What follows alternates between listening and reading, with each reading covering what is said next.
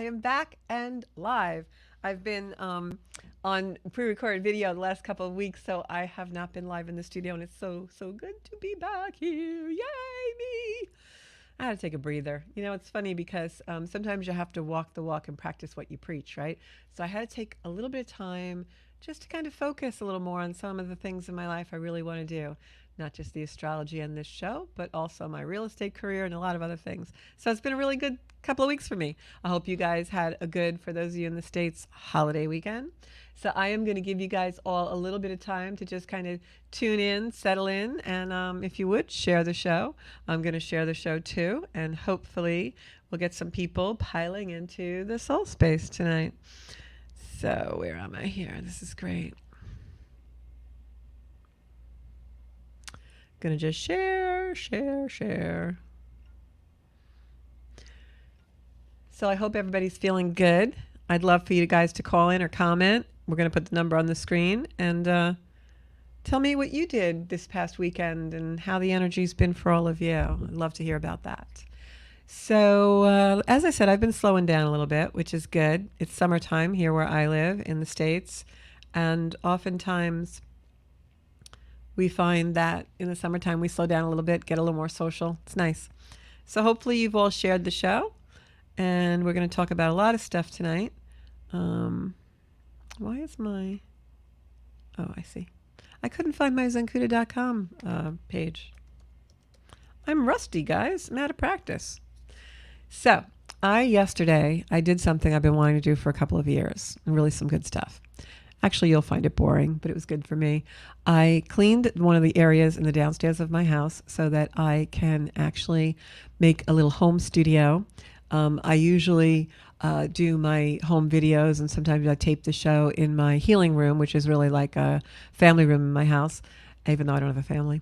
But anyway, I usually do my tape recording there, and it's a beautiful room, and it's a great setting, a lot of great energy in that room. As a matter of fact, I have this really big antique table that a friend of mine gave to me that has so much energy from his grandmother, and I love to work on it. It's very inspiring for me, and I do a lot of my work there with astrology, and I do a lot of my coaching and mentorship in astrology there and readings. It's really cool. But I wanted a separate place where I could set up some audio equipment and do things from my home. So I cleaned out an area downstairs in my house, and I'm going to be broadcasting probably, I'd say, in the next couple of weeks from that area. So it's really pretty cool stuff. So tell me what's new with you guys. What have you been up to? What's new? I'm going to talk about the stars tonight. I'm also going to talk about what to expect in the week ahead. And let me tell you, we have a Lollapalooza. So we'll get right to it. So, let me see who's in the soul space right now. I can't see my comments yet. Where am I? Hold on. Here we are. Let me see if anybody's in. Got some stuff going on.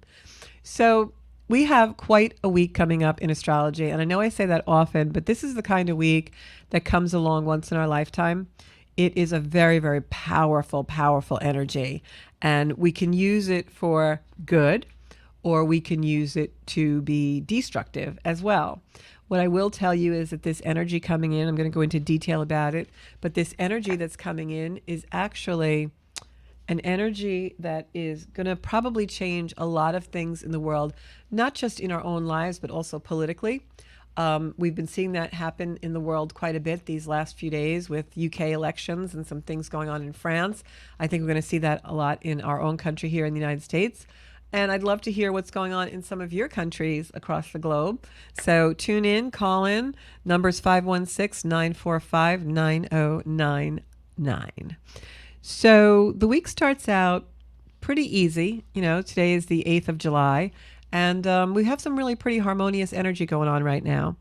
Mercury in Leo is sextiling Jupiter in Gemini. So what does that mean in your English language, not astrologese? It means that we can get things done. And I had a pretty good productive day today. I saw a couple of clients, and I did a couple of classes, put together some information for some of the people that I train. Some pretty good things happened today. And now I'm here with all of you beauties. So it's a good week for brainstorming and feedback as far as the first couple of days of the week. Then the energy is going to change because we have a very strong energy building. So today, the 8th, Mercury in Leo, sextile Jupiter in Gemini. Harmonious energy is an energy that we can get things done, but it's also an energy where we don't work alone. You're going to find yourself teaming with people or pairing up with people, and you're going to find that you need their feedback and you need their collaboration in order to bring whatever you want to do to the next level. So that's today. It's also a very good day for bonding. If you have someone that you need to discuss something important with, today is a good day to do that. July 9th, we have a beautiful asteroid called Pallas Athena going into Scorpio. Pallas Athena is a warrior goddess. I actually align with her quite a bit and use her energy often in my own chart because I have her in a very strategic place in my birth chart. And Pallas Athena in Scorpio is an energy that helps us kind of see things very clear. The murk that we've been in, the cloudiness that we often feel because Neptune is so active in the chart right now, that's going to dissipate just for about a day or two, while Pallas Athena in Scorpio means business. This is an energy where in the past year we've had a lot of things that were kind of revealed, but then not revealed right away. And we're like, well, how is this really playing out? I'm not really sure. And then something else happens and we're like, what's true? What's not true? What is really going on here? Well, when Pallas Athena is in Scorpio, it's a really great time to get to the truth. It's a really great time for us to see things more clearly. And then on July 10th, it starts. We got the energy building. That starts on Wednesday. And the energy that starts to build this Wednesday is a very powerful energy. We're going to have Mars and Uranus come together in Taurus in the sky at an exact conjunction. They're going to be on top of each other. I don't know a better way to say it, on the 15th. But we have the energy building, and it's building very, very, very powerfully. There's a very potent energy because there's certain things that are in play here, and I'm going to go into them in detail because this is a really important time of change in our lives. It's also a really important time for change in the world globally, and I think that when you look at I can't seem to get my comments up. When you look at what's really going on in the world, and then you look at the astrology, it's uncanny how it just unfolds completely in the way it's supposed to, as far as what the cosmos show us and teach us.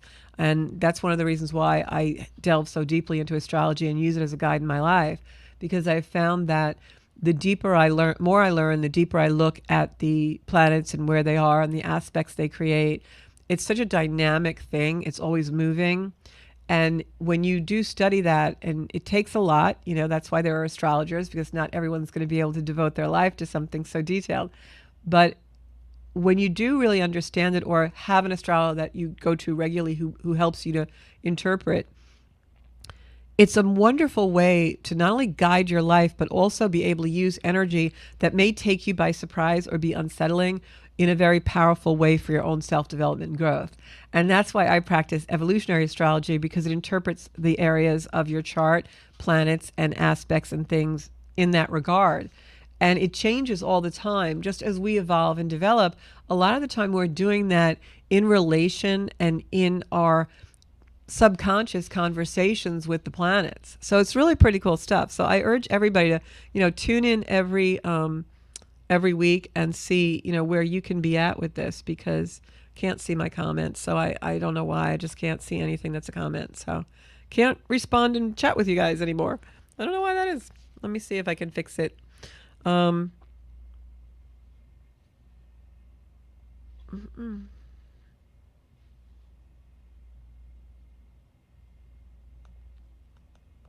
Sorry, guys. I don't want to leave dead airspace on the show, but I can't see any comments and I can't see any people in.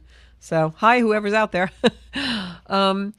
So that's on the 10th. We have the sun, on the 9th rather, tomorrow, the Tuesday, we have Pallas Athena in Scorpio. So that's a really good time when we solve puzzles. So if there's been something that's been kind of, really working in your life where you haven't been understanding it, or you can't seem to connect the dots, tomorrow's a really good day to start unpacking it. Now, on the 10th, we have the sun in Cancer, and that is going to trine Saturn. And like I said, that is when the energy really starts to build. This is a good day for organization. It's a good day for advice, to ask for help, to get things done. We're still in that Monday, Tuesday energy of getting things done a little bit on Wednesday, but then the energy does start to shift because we start to go towards that Mars-Uranus conjunction. The Mars-Uranus conjunction is... Oh, here we go. Got my comments. the Mars-Uranus conjunction is moving together. If you have any planets in the last degrees of Taurus, from I'd say about 20 degrees Taurus up to 20, I'm going to say 22, 23 degrees Taurus up until the final points of Taurus, 29 degrees, you're going to be really affected by this in one way or the other. So now the planet Uranus and Mars are coming together. Mars is moving towards Uranus, and Mars is our action. Uranus is sudden change. It's also liberation. It's freedom. It's awakening. It's with Mars coming against that planet Uranus and sneaking up on it. That is an acceleration of the energy. Normally, when we see Mars and Uranus come together in history, if we go back as astrologers can and look at a calendar that we call an ephemeris, which has the position of the planets, since we've been studying them, since we've known they've been in the sky, you can look back at that and look at dates of when Mars and Uranus came together. And almost every time Mars and Uranus comes together, something happens that can be very altering to a society. It can be violent. It can be a life-changing moment. The assassination of McKinley was on a Mars-Uranus transit. Other things that have happened have been on Mars-Uranus transits that were extremely changing of a society or of a life or whatever. That's the macrocosm. And so right now we have very, very volatile energy, and this energy is accelerated and really made more potent. So for the next week or so, I'm going to say from July 10th on, all right, it exacts on the 15th, 16th, depending on where you live. But this is an energy that's also going to set the tone for the year, for the rest of the year. It is not lost on me that this particular transit of Mars conjuncting Uranus is happening right around the time in this country, in the United States, when the Republican convention is meeting. And I have a couple of videos on my YouTube channel, Zancuda, where I analyze both Trump's chart and also Joe Biden's chart in two separate videos. And in Donald Trump's chart, the Uranus-Mars conjunction is happening right on his midheaven, or MC. It's also conjuncting personal planets of his. And that, for him, is a real signature of the way the world sees him and his status in the world going to be changing in a very big way. Now, that could be positive. It could be negative. But based on what we're seeing in the world and the amount of volatility and dynamic change, I don't think that's a signature that means it's going to stay the same. I've said all along, and a lot of people, don't agree with me, but it's almost like just an intuitive feeling I have. I don't think either Biden or Trump are going to be our next president. I just don't. I think there's going to be quite a shakeup, and it's already happening now. Things are changing that we never thought would be changing. So those critical days right around that Republican convention, around that 15th to 17th, building up now to that time, is really going to be very interesting to watch and see what happens. In your own personal lives, I would absolutely give the advice to kind of lay low a little bit. I wouldn't put myself in the line of fire. If you know anyone who is a volatile person, or someone who's just, extremely unhappy, or has an anger issue, or is someone that flies off the handle a lot, because this is an energy where people can lose their stuff. So we're building up to this energy come July 10th, because the sun in Cancer starts to trine Saturn in Pisces. Saturn in Pisces is around the 19th, 20th degree of Pisces. We've talked quite a lot about Saturn's energy in Pisces. You can go back on other shows if you want and listen to them. On the 11th, we've got Venus in Cancer now, and that's trining Neptune in Pisces. Neptune in Pisces is also at the final degrees of the sign. So what's happening is the planets are lining up. Remember, the planets are always, coming into a different degree and pattern in their signs. The planets are moving constantly. The Earth is moving constantly. So right now we have a dynamic that's lining up for 2025 to be an unbelievably changeable year. And what I mean by that is that we have many, many planets right now in the final degrees of a sign.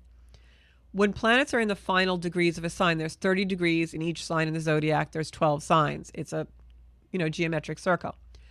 So there's 30 degrees to each sign. Pisces has 30 degrees. Libra has 30 degrees. So when you say, oh, my moon is at 22 degrees of Scorpio, it's towards the end of that sign being 30 degrees. Going after 30 degrees, you start 0 in another sign. So right now, lined up in the zodiac, we've got Neptune in Pisces in the final degree of Pisces. It's going to go retrograde. It's actually stopped almost right now in the final degree of Pisces. Will not go into Aries till next year. All right. 0 degrees of Aries is a complete restart for Pisces. Pisces is 165 year orbit, 165 years it takes Neptune in Pisces to go around the Earth. I think I said for Pisces to go around. I meant Neptune. 165 years for Neptune in Pisces to go around the Earth. Next year, it will complete its orbit and start over again at 0 degrees of Aries. So Neptune in Pisces in the final degrees is 165 culmination of energy, 165 years. So that's a big deal. Then we've got Pluto going back to the final degrees of Capricorn, 29 degrees. It popped into Aquarius the beginning of the year. The day that Pluto popped into Aquarius, that's when AI went viral. The chat GPT went viral that day. So when we look at the solar system and we look at the astrology, we know it's playing out what we see in the world. So we've got Pluto in Capricorn at 29 degrees, around there. It's, going back and forth, retrograding. We've got Neptune in the final degrees of Pisces. Now we've got Uranus approaching the final degrees of Taurus, and Mars is there meeting it up. Uranus is going to change signs in 2025. Neptune is going to change signs in 2025. Pluto's going to go back to Aquarius at the end of this year. And then I believe we have Saturn also changing signs in 2025. It's in the 20th degree of Pisces now, headed for the end of Pisces, popping into Aries next year. So when we have that many planets lining up now to go into different signs in 2025, that's a huge energy shift for each one of those things and what they represent. I know how we often feel in the collective, because I read the energy and watch it, when just the moon changes a sign, and it does that every 2 days. So can you imagine what it's going to be like when 5 planets all go into a different energetic signature in the next 12 months, beginning in 2025 to 2026? So what does all this mean for us? On a personal level, it means that this is a tremendous time of pivoting, of change, of stepping into new energy and allowing that to give us freedom and liberation from the old energy. On a macrocosm in the world, this speaks of a lot of change. You're going to see not only the structures change like they did in Capricorn Pluto era, which is now coming to a final end, where things just kind of decayed and disintegrated and, kind of like basically died, everything from school systems to political parties to, whatever you can think of, right? But now what's going to happen is we're going to be propelled into a future. So now is the time for us to clean out all the debris, really think about from a soul level, what do we want to do? What's really meaningful to us? And go from there, because next year is going to be a very accelerated and rapid change in our life. And if we don't have a good plan and we don't have a good roadmap and we haven't really checked in with ourselves to see where we really want to go, it's going to be wasted energy, and it may take us someplace in a very forceful, a very harsh way. It's like getting caught up in the wave. When you're ready for it and you know when to bop up and down and when to swim and when not to swim, it's harmony, it's flowing. But when it catches you by surprise and you lose your breath, you have a less of a chance to survive. So the energy builds this week, and then definitely by the 12th, the energy's really changed, because on July 11th, Venus is now in Leo. We've got Mercury in Leo. This is all the summer romance is heating up. When Venus goes into Leo and Mercury, who's now already in Leo, when that happens, when planets go from Cancer to Leo, it's a very big energetic shift, and we oftentimes feel it because Cancer is ruled by the moon and Leo is ruled by the sun. So when a planet has been in the sign of Cancer ruled by the moon, it's very different. It's dark and mysterious and watery and emotional. And then it pops into Leo ruled by the sun, and it's all of a sudden like the lights are on. We want to be seen. We're attractive. We want to be attracted to things. We have a magnetic appeal. We are like, the king of the jungle. We've got passion. So when Venus, the planet of all the things we value and love, pops into Leo, that's on July 11th, it changes the energy. Things heat up. Those summer romances heat up. Anything that's a hot topic is going to heat up.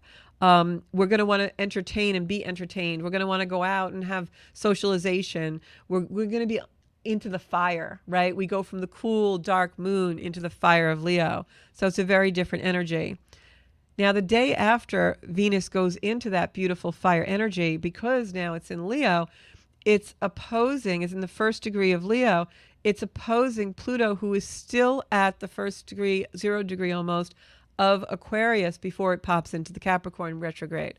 What does that mean? Well, when Venus is opposite Pluto, sometimes it can cause our desires to really rise from the surface. It can also be a situation where what we love and what we want is really not what we're finding ourselves obtaining, because what's good for us is in opposition to what we really want and what we really should have, right? Our soul's desire may be different from our heart's desire if we're stuck in ego.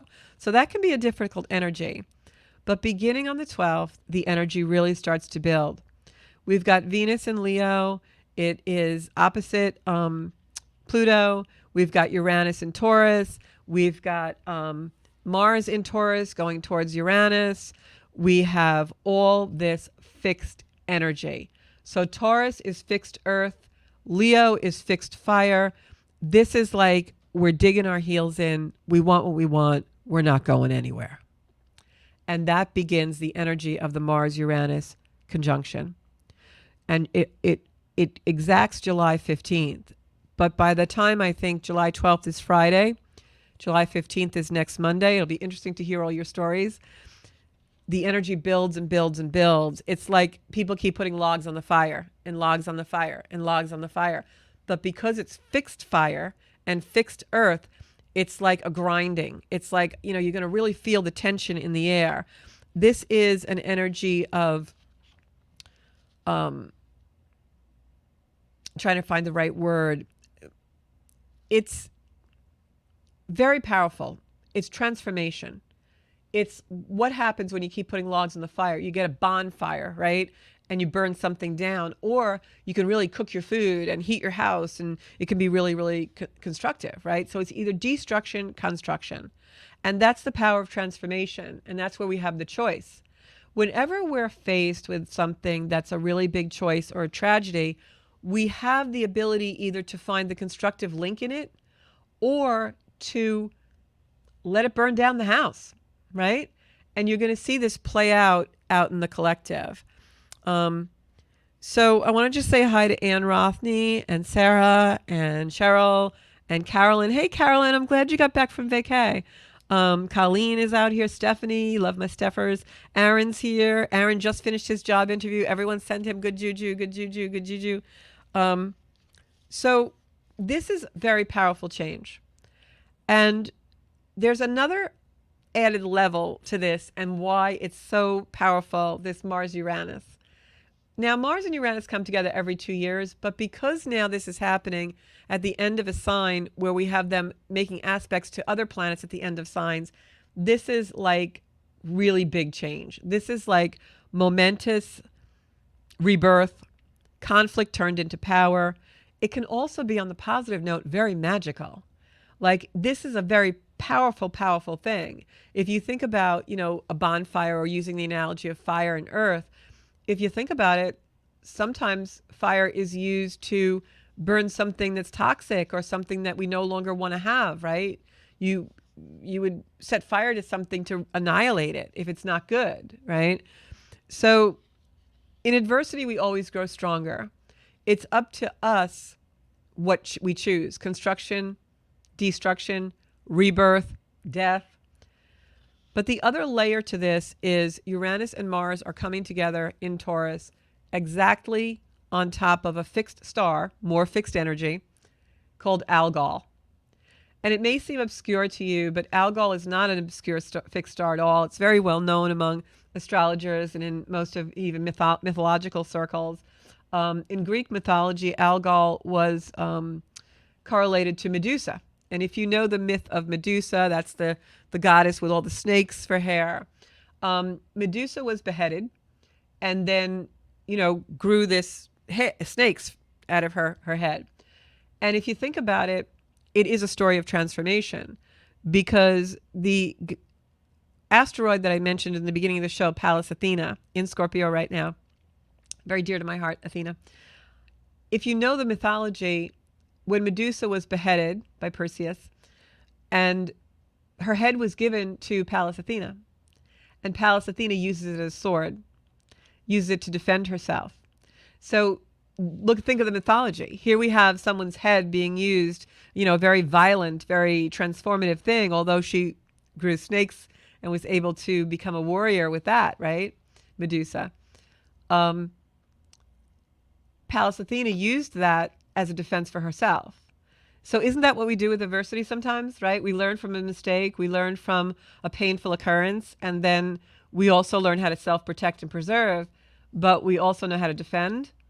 I oftentimes think of the energy of Medusa and Pallas Athena being extremely linked to Joan of Arc.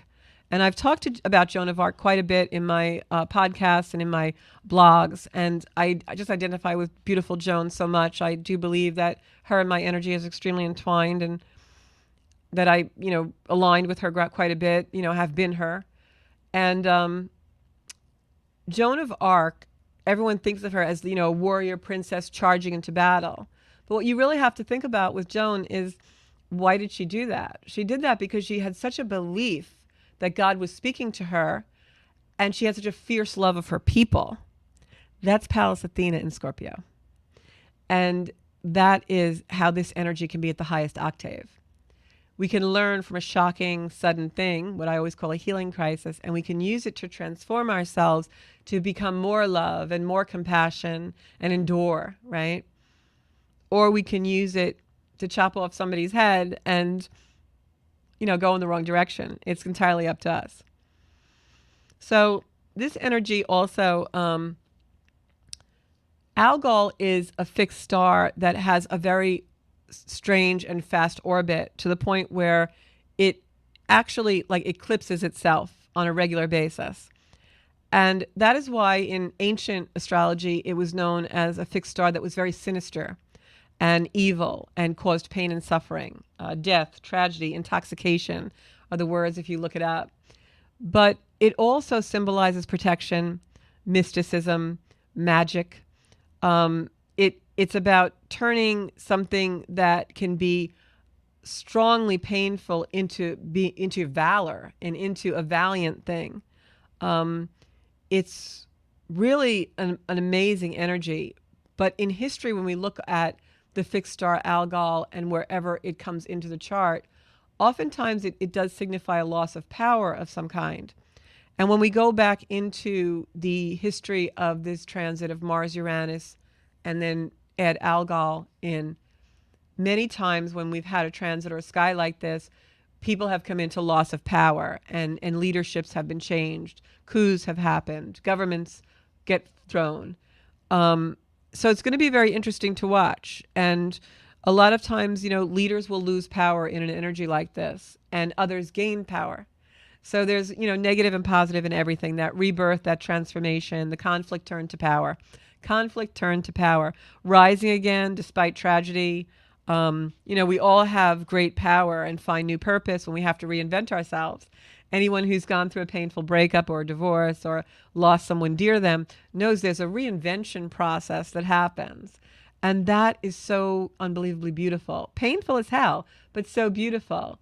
Because at the end of all of this rise of power and really, psychic, intuitive energy that comes forward in these times for us, it brings us to a place where we really are in our own authority and have our own agency.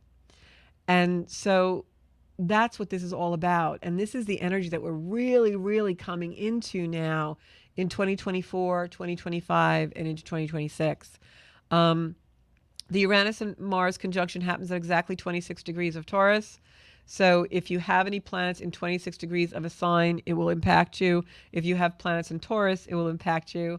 If you have planets in Scorpio, it's an opposition, So the energy really builds. This is tension. You're going to feel it. When this finally exacts, it's not like it happens where boom, the world ends. This is an energy that stays with us a while. It's a gradual thing. It's like a seeding moment. Uranus and Mars is a seeding moment of activity. It's a release of tension, but we don't know what to do with it. We just know something's going to happen. We don't know what. That's what it feels like. When Mars Uranus come together, we can feel it. It's like, when you feel a rumble, something's going to happen, but you're not really sure what it is. That's this energy. And because it's Mars and Uranus, Mars is very physical. So this can also play out in the world with earthquakes, volcanoes, things like that. But oftentimes when we see earthquakes and volcanoes and things like that, oftentimes it creates a new geography. Sometimes it is a good thing, right? Venus is going to be trining. This is what happens, the build up to the energy. This is how it works. Venus starts to trine Saturn in Pisces, and then the sun is going to trine Neptune in Pisces because the sun's going to be at 19 Cancer.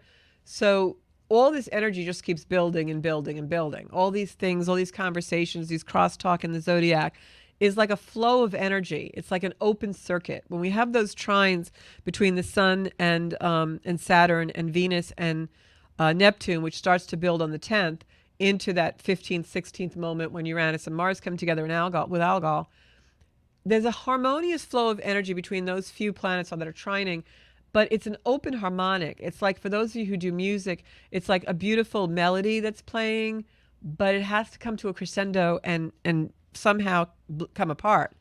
Because Mars and Uranus is an energy where something happens that's real. It's not fantasy. It's not flowing into imagination. It's like, boom, we're back in reality.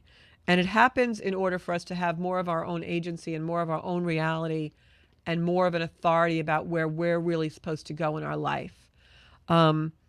So it's pretty cool stuff. It's going to be interesting to see what happens. I'm not going to say all of it's going to be pleasant. It's going to be shocks. It could be seismic activity. This is opposing the sun of Joe Biden, which is health and physical vitality, which means that when that Mars Uranus, just like it's on Donald Trump's midheaven, reinventing a sudden shift of status for him somehow, it's opposing Joe Biden's sun, which is our vitality, our life force. So it's going to, weaken that. Something's going to happen with that. So basically, in a nutshell, what I can tell you is something's going to happen. Don't know what it is, but we've got some big major changes coming our way. In summary, I'm just going to say that this is a demand on the soul. This is the universe demanding our soul to step into its intention. Do not have fear. To be fearful in an energy like this is not good because it will amplify negativity. In an energy like this, you have to trust. You have to free flow. You have to be in a place where everyone's sending me up hearts. Thank you.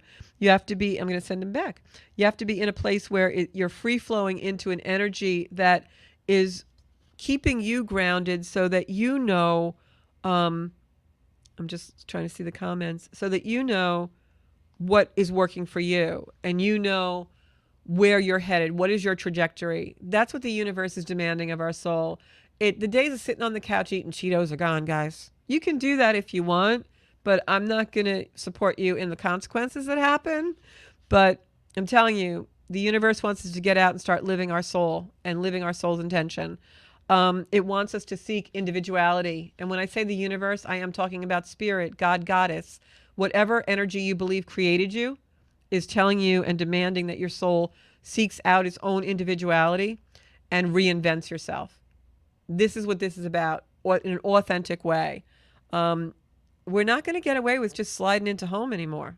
The universe is going to start demanding some really amazing things from us. And it's going to be amazing to see them. Now, change is always tough. And like I said, some people are going to lose their you-know-what, because there's a lot of people that don't like it when you tell them to get up off the couch, right? I'm just using this as an analogy. It's like in the old sitcoms when, they'd have the husband and wife, and the wife threw out the easy chair, and the guy comes home and he's like, "What'd you do with my chair?" Right? Like Archie Bunker, for those who used to watch All in the Family as a kid, he had his chair. You couldn't move his chair. There's a lot of people who become extremely agitated when you move the chair. Well, the chairs are getting moved. Like, think musical chairs. find your one that fits. This is a sudden breakthrough. It's a release of energy, release.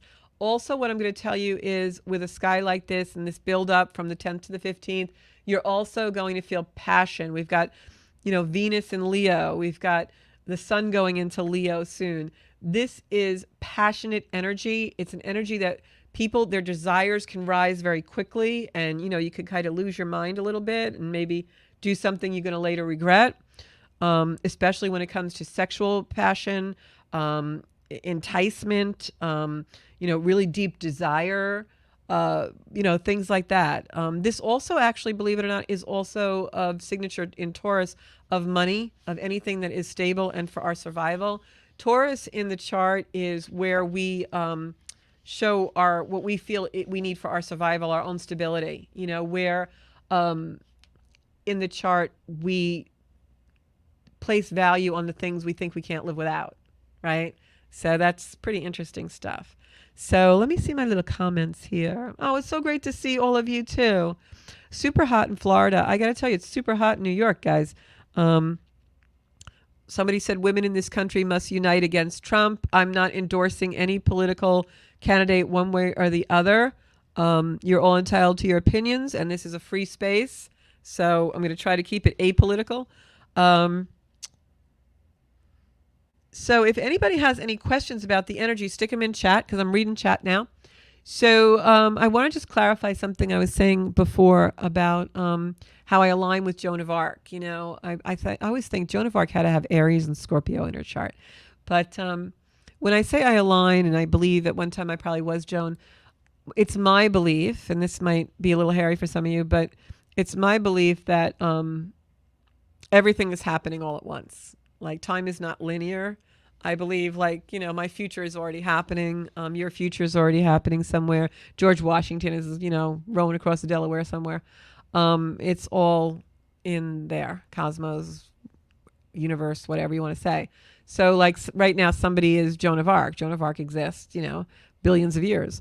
So I believe that, we all are reincarnated and incarnated into all kinds of different life forms and different things. And that's why sometimes we align with energy. I remember when I first started to study astrology, I had a summer where it was the weirdest thing because he really wasn't an astrologer. He was more an astronomer. But I had a couple of months where Galileo kept coming to me. It was so strange. He came to me first in a deep meditation. I was in a group meditation with somebody, and big group of us. And all of a sudden, Galileo popped in. And they were all like, oh, I saw blue. I saw this. Oh, I saw my angel. I'm like, I saw Galileo. It was weird. But anyway. I've learned not to fight with these things, just trust them. So I've had quite a few guides. I've also had clients who tell me Robin Williams is a guide for them, several. So, that just proves my point. Somebody's Robin Williams right now, right? So anyways, so nobody has any questions they want to ask little old me tonight? I know what you guys want. You want me to go to some cards? Alrighty, if you want me to, I will. You twisted my arm. All right. If you have any questions about your Celeste Lipsky, agreed. Just hope all my plan changes happen smoothly over the course of the year and positively. So, I've been getting so many downloads and so many messages, and even some of my mentors, because I always have mentors, and, spiritual frequency family. I've been hearing so much about manifestation lately, like manifesting and how to manifest and how to do things. And I have to say that comment really made me think of that. So your plan is already worked out at some place in the universe. And I always think like that because it's already happened. We just have to put ourselves into that energy and tap into it. And when you live like that, if you can, it's hard to do. We're creatures of ego, right? We always have our sad times come in. But when we do something like that and we can really place ourselves in the energy of it already happening, it brings it to us. We attract the energy in because we're a magnet, and everything we do is a magnet. So let me pull some cards for you, Celeste, and we'll see. And then I'll pull one for Steph and then one for Liz. Okay. So while I'm pulling some cards, I want you guys to know my new website is going to be up this week, and I have some freebies that are going to be on there for you guys. For instance, there's a very short 5-minute video you can all download for free, which shows you how to pull up your own astrology charts through astro.com. And things like that. And we'll be doing some giveaways and all kinds of stuff for those of you who join my mailing list on the new site.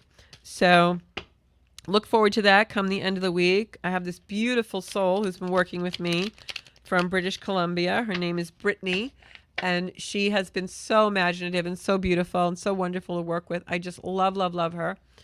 Okay, so Celeste, let's speak to the universe together right now if you want to join your energy with mine. And I am going to... First card I pulled was the Hangman upside down. I've got the Judgment card upside down. That's okay. It just means it hasn't happened yet. And then I've got the Fool card right side up. So Celeste, whatever you're trying to manifest is a journey for you. And your journey, I feel like, is a little bit indecisive. So whatever you are trying to manifest, whatever you really want to bring into your personal journey, make sure that you have it really set. Like you're letting the universe know, like there's no ambivalence, like not any hope. Hope is an inactive force. You want to know it's coming. This is what is going to happen to me, with me, for me. The Judgment card in reverse is a rebirth card. Actually, a lot of people, when they see the Judgment card and it's got the baby coming out of the coffin and the Archangel Gabriel blowing his trumpet, this is a message that you have a rebirth coming. It hasn't happened yet, but it is there. It is coming. Intuitively, I'm going to say to you, I don't know what you're planning. I don't really know you, but I feel like something that you are trying to bring to fruition comes through in the beginning of 2025, not January, February, like later, like late winter into early spring. I'm feeling like that's when things come together for you. And I definitely feel it's a journey. Whenever I see the Fool card, especially at the end of a spread where it is here, for me, that really means that you are going on a journey, of course, but that you have to have trust and belief. This guy's walking off a cliff, this little fool here, right? He's not a fool. The Fool is also zero energy. It's indicative of that 0 degree of Aries, which is all new beginnings, which reinforces what the Judgment card is saying. So I'm going to tell you that your plans are going to happen for you, probably the beginning of 2025 into that, not the first season of 2025, going towards the second season. But you have a lot to do with that, because what the cards are saying to me is make sure she believes, she has faith in what she's doing, no doubt, right? And give yourself some mantras. I mean, when I'm trying to manifest something, like I play really happy music. I try to make sure everything I do is in a positive frame of working for me. I try not to do anything, like I don't watch negativity. I keep so positive when I'm trying to manifest. Next card is going to be for Stephanie, and then I'm going to pull one for Liz and Sarah if I have time. So Stephanie, I'm going to pull some cards for you. Shuffle, shuffle, shuffle. Going to split this deck because that's what they're telling me to do. Okay. Stephanie, I have the Four of Swords in reverse. This is a card of quiet repose. Like if you're coming off a time, I know you're just coming off a vacation. We spoke earlier today, you're a friend of mine. If you're coming off a vacation, this is saying you need some time to kind of come down, be in your own energy, and take a little bit of time for yourself. The next card I got was the High Priestess, which reinforces that feeling of taking some time and going back into meditation, really introspection. I'm hearing someone say to me that nothing has to be done now. This is a time of planning for you and of just kind of sitting back and really giving things deep thought. There's no reason that you have to do anything right now. The High Priestess is a card that tells me to follow your intuition. So the quiet time comes through for that. And then the third card in the spread for the end card is the Queen of Swords.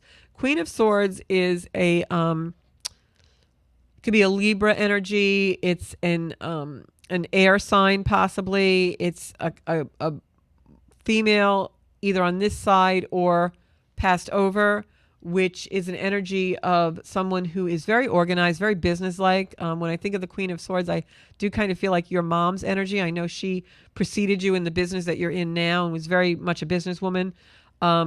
And it sounds to me like she would have been someone who never was impulsive, like was very methodical in her decisions. So this thread tells me, this spread tells me, whatever is on your mind, don't be impulsive, because the right decisions are absolutely there. You just have to follow your intuition and give yourself time to hear it. So definitely take some quiet time, and don't be afraid to spend time in your own energy. Next card that I'm going to pull is going to be for Sarah and then Liz. Okay, Sarah.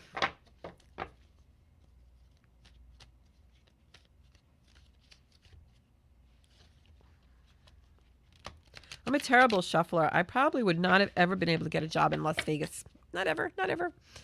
Okay. Have the, actually, this is one of the best cards in the deck. 10 of Cups. It's in reverse, which means the energy hasn't happened yet. But this is like a really sweet, beautiful family coupling energy of, soulmates coming together, or just a really beautiful family time. But I feel like it's in the future. So that doesn't mean you don't have a beautiful family now. It just means that there's some kind of an activity or an event that's going to happen that brings you all together. And it's very abundant for you, because I also have the 10 of Pentacles. These are two 10s here.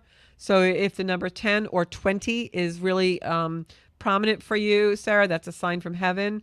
Very unusual to get two 10s together. You got the 10 of Cups, the 10 of Pentacles. This is like all good things. 10s and in the Arcana are very much abundance, good luck, benevolence. And then I have this beautiful card of the future. This is the 3 of Wands. That is action. It's looking out in the world. It's your future. So please know that you have very much abundant, harmonious family, warmth, loyalty, and also financial abundance coming to you in the future. That's really what this spread is about. It's beautiful. Just look at the colors in this spread. All the golden light, everything. Just beautiful. And now I'm going to pick a card for Liz. Elizabeth in sunny Florida. And I promise that every month I will devote at least a half to 3/4 of one of the shows to just cards, because I know you guys like that. Don't buy that vacation home yet. That's funny. Yeah, actually, I know what you're talking about now. Yeah, like, sometimes it's, my dad always used to say, sit on your hands. Like, because we used to get all fidgety and everything. Like, we'd be at church and he'd be like, sit on your hands. So just sit on your, sometimes when we don't know what to do, and this was advice somebody gave me a long time ago, and I've carried it with me for the last 20 years. When we don't know what to do, sometimes it's best to do nothing. And the universe just kind of lets it play out, and it's really cool. So Liz, I have an energy also, future energy of you contemplating something. You're trying to make a decision about something, a choice. I don't know exactly what that's about, but it's definitely something, I'm going to say, to do with money, but also for some reason nurturing is coming through for me. So I don't know if you're trying to make a choice about an investment that is something more spiritual or health-wise for you, but it feels like that. And then I've got this beautiful card of celebration. So I don't know, maybe you're thinking about making a decision about going to some kind of a celebration, like which way to go on it or what to do. But it definitely has something to do with choice. From a spiritual perspective, I've got the Queen of Pentacles here, which is very practical energy. It's energy about money and spending money. But I feel like this card, we always say it's like the cup runneth over. It's like the universe offering you, and just like if you look at it this way, the universe is offering you something. This is like God's hand giving you something. And I feel like it hasn't happened yet, or you haven't made the decision yet. The choice is now forming in front of you. It's definitely got a money component to it, but this is spiritual. So it's something to do with, am I doing the right thing spiritually? Is this good for my growth? And there's money involved, but it also, this is like celebration. It's 3, which is beautiful energy, like a Trinity type energy, but also you have the cups here and the cups here. So this is that abundance. The energy line is continuing through something that maybe you have to make an investment in, or money comes to you and you're like, well, I want to do this with this money and it's a spiritual quest for me. Could be something like that. So just, watch for that in the next few months, because there's going to be some kind of a choice given to you. Maybe you come into money and you want to use it to do something spiritual. But it's definitely some kind of an intermingling of spiritual quest or spiritual project and money and the celebration of it. Because this third card, the Three of Cups, is a celebration. It's a trinity. It's, it can sometimes be like a marriage or a partnership, something like that. All right. So those are the cards for tonight. And I'm going to sign off, but I just want you guys to watch my new website. I'm going to post a video about that on social and also zenkuda.com towards the end of the week. So you can watch for your freebies and where to sign up for newsletters. And also you can find me on Zenkuda Official on Instagram, and you can find me on Zenkuda Soul Space on Facebook. I love these Monday nights with you guys. This is such beautiful energy. Let's continue to build our community. You can listen to me on Spotify and all podcast networks. If you're driving in the car, if you're home, you can even ask Alexa to play the latest Georgia Rose Soul Space episode, and she will. I am all over. And at noon on Friday, I am on Public Access Channel 151 on cable, on Optimum. Somebody called me the other day and they said, "Hey, I'm watching you on my TV." I said, "Oh, you're having lunch with me." So have lunch with Georgia Rose on Friday. And please, please share the show if you think anyone finds my work meaningful or interesting. I want to build the community of like-minded people and like-hearted people. Thank you so much. And I'll see you next week right here on the Soul Space at 7 o'clock on Monday night.